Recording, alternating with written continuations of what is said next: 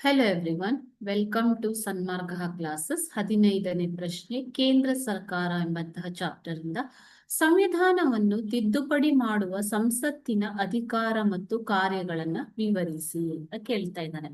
Okay, so ಸಂವಿಧಾನವನ್ನು ತಿದ್ದುಪಡಿ ಮಾಡುವ ಅಧಿಕಾರ ಮತ್ತು ಕಾರ್ಯಗಳು.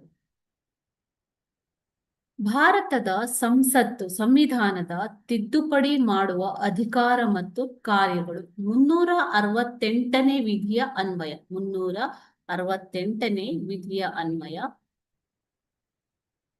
ಭಾರತ ಸಂವಿಧಾನವನ್ನು ತಿದ್ದುಪಡಿ ಮಾಡುವ ಅಧಿಕಾರ ಯಾರಿಗಿದೆ ಮಕ್ಕಳೇ? ಸಂಸತ್ತಿಗೆ ಇದೆ. ಓಕೆನಾ? 368ನೇ ವಿಧಿಯ ಅನ್ವಯ ಸಂವಿಧಾನ ತಿದ್ದುಪಡಿಗೆ ಸಂಬಂಧಿಸಿದ ಮಸೂದೆಯನ್ನು ಯಾವುದೇ ಸದನದಲ್ಲೂ ಮೊದಲು ಮಂಡಿಸಬಹುದು. ಲೋಕಸಭೆ ಅಥವಾ ರಾಜ್ಯಸಭೆ ಯಾವುದೇ ಸದನದಲ್ಲೂ ಮೊದಲು ಮಂಡಿಸಬಹುದು.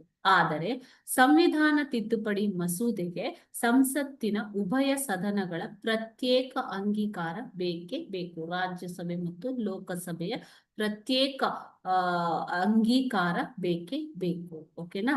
ಸೊ ಒಂದು ಸದನ ಅಂದ್ರೆ ಯಾವುದಾದರೂ ಮೊದಲು ಲೋಕಸಭೆಯಲ್ಲಿ ಅಥವಾ ರಾಜ್ಯಸಭೆಯಲ್ಲಿ ಎಲ್ಲಿ ಬೇಕಾದರೂ ಮಂಡಿಸಬಹುದು. ಅಲ್ಲಿ ಅಂಗೀಕರಿಸಿದ ನಂತರ ಮಸೂದೆಯನ್ನ ಇನ್ನೊಂದು ಸದನ ತಿರಸ್ಕರಿಸಿದರೆ ಸಂವಿಧಾನ ತಿದ್ದುಪಡಿ ಸಾಧ್ಯವಿಲ್ಲ. ಬೇರೆ ಮಸೂದೆಗಳಂತೆ ಲೋಕಸಭೆಯ ಅಂಗೀಕಾರ ಮಾತ್ರ ಮಹತ್ವವನ್ನ ಪಡೆದಿತ್ತು ಹಣಕಾಸಿನ ಮಸೂದೆಯಲ್ಲಿ. ಆದರೆ ಇಲ್ಲಿ ಹಾಗಲ್ಲ ಮಕ್ಕಳೇ. ಸಂವಿಧಾನ ತಿದ್ದುಪಡಿ ಅಂತಂದ್ರೆ ಎರಡೂ ಸದನಗಳ ಒಪ್ಪಿಗೆ ಬೇಕೇ ಬೇಕು. ಒಂದು ಸದನವು ಒಪ್ಪಿ ಅಂಗೀಕರಿಸಿದ ಮಸೂದೆಯನ್ನ ಇನ್ನೊಂದು ಸದನ ತಿರಸ್ಕರಿಸಿದರೆ ಆ ತಿದ್ದುಪಡಿ ಸಾಧ್ಯವಿಲ್ಲ.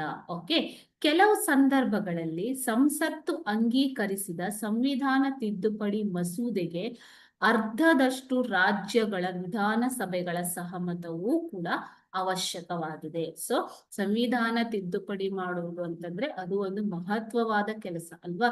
ಸೊ ಅದಕ್ಕೆ ರಾಜ್ಯಸಭೆ ಲೋಕಸಭೆ ಎರಡೂ ಸದನದ ಸದಸ್ಯರ ಅಂಗೀಕಾರ ಬೇಕು.